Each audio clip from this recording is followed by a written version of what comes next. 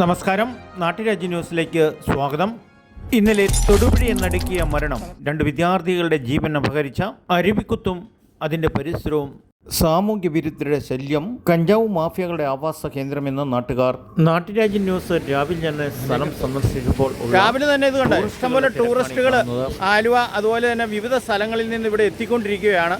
അവർ ഈ ഇന്നലത്തെ മരണത്തെ പറ്റിയൊന്നും അറിയണില്ല, അപകടത്തെ പറ്റി അറിയണില്ല. പക്ഷേ ഈ സ്ഥലം വളരെ ഡേഞ്ചറാണ്.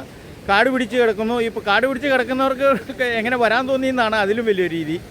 എന്തായാലും അടിയന്തരമായിട്ട് ഇവിടെ ഒരു അപകട ബോർഡും അതുപോലെയുള്ള നടപടിക്രമങ്ങളും സർക്കാരിൻ്റെ ഭാഗത്ത് ഉണ്ടാകണമെന്നാണ് ഇവിടുത്തെ നാട്ടുകാരായ ആൾക്കാരുടെ ഏറ്റവും വലിയ അഭിപ്രായം.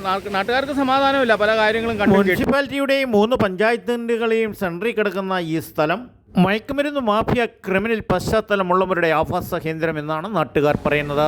ഇന്നലെ വിലപ്പെട്ട ജീവൻ 2 കുട്ടികളുടെ ജീവൻ നഷ്ടപ്പെട്ട സ്ഥലത്തേക്ക് പോകുന്ന വഴിയാണ്. ഇത് മുട്ടത്തുനിന്ന് വരുമ്പോൾ മലങ്കര എസ്റ്റേറ്റ് കമ്പനി പഠിക്കുന്ന നേരെ പോവുകയാണ്. ഈ ഇതിലെ പോകുമ്പോഴാണ്. പക്ഷേ ഇവിടെ ഓട്ടോറിക്ഷക്കാരുണ്ട്.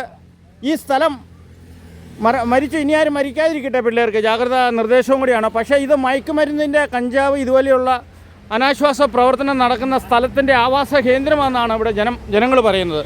ഇവിടുത്തെ ഓട്ടോറിക്ഷക്കാരും അതുതന്നെയാണ് സാക്ഷ്യപ്പെടുത്തുന്നത്. അപ്പോൾ ഒരു നാടിൻ്റെ നന്മയ്ക്ക് ആ നാട്ടിലെ ജനങ്ങൾ പ്രധാന പങ്കാളിത്തം വഹിക്കണം. എന്നാൽ ആ നാട് നന്നാവുള്ളൂ. പോലീസിന് നിയമങ്ങളും കാര്യങ്ങളൊക്കെ ഉണ്ട്. എന്നാൽ ആ നാട്ടിലെ ജനങ്ങൾ പ്രബലമായി മുന്നോട്ട് വന്നാൽ മാത്രമേ ഇന്ന് നമ്മുടെ നാട്ടിൽ നേർവഴിക്ക് കൊണ്ടുവരാൻ പറ്റുന്ന ഒരു സാഹചര്യം കിടക്കണം. അങ്ങനെ തന്നെയാണ്. എന്നാൽ പ്രായമായ സ്ത്രീ പുരുഷന്മാരുടെ സ്വകാര്യതയിൽ ഇടപെടുന്നതിന് സദാചാര പോലീസ് ചമഞ്ഞ നാട്ടുകാരെ കുറ്റപ്പെടുത്തി ജയിലിലടയ്ക്കുമെന്നുള്ള ഭയമാണ് ഇപ്പോൾ ഇതുപോലെയുള്ള സാമൂഹ്യ വിരുദ്ധരുടെ അഴിഞ്ഞാട്ടത്തിനും മരണത്തിനും കാരണമെന്നാണ് നാട്ടുകാരുടെ അഭിപ്രായം.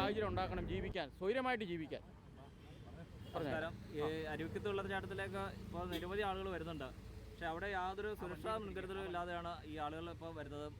അപ്പോൾ ആൾക്കാർക്ക് അറിയത്തില്ല ഇതിനകത്ത് എത്രത്തോളം അപകടം ഉണ്ടെന്നുള്ളത്. അപ്പോൾ ഇന്നലെ തന്നെയാണ് 2 പേര് ഇതിനകത്ത് മുങ്ങി മരിക്കുന്ന ഒരു സംഭവം ഉണ്ടായി. അപ്പോൾ ഇതിന് നിരവധി കോളേജുകളിലും സ്കൂളുകളിൽ നിന്നൊക്കെ ആയിട്ട് നിരവധി പിള്ളേർ ഈ അരുവിക്കത്തിലേക്ക് വരുന്നുണ്ട്. അപ്പോൾ അവർക്കൊന്നും അറിയത്തില്ല ഇതിനകത്ത് എത്ര അപകടം ഉണ്ടെന്നുള്ളത്. മറ്റുള്ള രീതിയിലുള്ള അനാശാസ്യ പ്രവർത്തനങ്ങളൊക്കെ നടക്കുന്നുണ്ടെന്നാണ് പറയുന്നത്. മയക്കുമരുന്നിൻ്റെയൊക്കെ ഒരു വലിയ കേന്ദ്രമായിട്ട് അത് മാറിക്കൊണ്ടിരിക്കുകയാണ്. കാരണം അവിടെ വലിയ കാടുകളൊക്കെ ആയതുകൊണ്ട് ഒത്തിരി ആളുകൾ അതിൻ്റെ ഇടയ്ക്കൊക്കെ കയറി ഇരുന്നൊക്കെ ഈ കഞ്ചാവുകളിലതൊക്കെ വലിക്കുകയും പിടിക്കുകയൊക്കെ ചെയ്യുന്നുണ്ട്. അപ്പോൾ ഇതിന് എന്തെങ്കിലും ഒരു നടപടി എടുത്ത് ഈ അവിടെ എന്തെങ്കിലും ഒരു സുരക്ഷാ ഗാർഡിനെ നിയമിക്കാൻ എന്തെങ്കിലും ഒരു തീരുമാനം പഞ്ചായത്തിൻ്റെ ഭാഗത്തു നിന്നൊക്കെ ഉണ്ടായിരുന്നു. ഒരു സുരക്ഷാ ബോർഡ് വരെ ഇപ്പോൾ ഇല്ലാത്തൊരു സുരക്ഷാ ബോർഡ് പോലും ഇല്ല അവിടെ. കാട് കയറി കിടക്കുന്ന മൊത്തം കാടാണ് അവിടെ മൊത്തം. പിന്നെ മലങ്കര എസ്റ്റേറ്റിൻ്റെ ഭാഗമായതുകൊണ്ട് ഉള്ളിലൊക്കെ കയറി ആൾക്കാരൊക്കെ പോകുന്നൊക്കെ ഉണ്ട്. എസ്റ്റേറ്റിലെ ജോലിക്കാരൊക്കെ വരുമ്പോൾ കാണുന്നുണ്ട്. പലരെയും പിള്ളേരെയൊക്കെ ആയിട്ട് തോട്ടത്തിൽ കൂടെ കാണുന്നുണ്ട്. കോളേജിലെ പിള്ളേരും പെൺകുട്ടികളും ആൺകുട്ടികളൊക്കെ ആയിട്ടുള്ളവരെ. അപ്പോൾ അത് ഒരു പോലീസിൻ്റെ ഭാഗത്തുനിന്നോ അല്ലെങ്കിൽ അധികാരികളുടെ ഭാഗത്തുനിന്നോ എന്തെങ്കിലും ഒരു തീരുമാനം ഉണ്ടാകണം. ഇല്ലെങ്കിൽ ഇനി ഇതുപോലുള്ള അപകടങ്ങൾ ഉണ്ടാകാൻ സാധ്യതയുണ്ട് ഇവിടെ.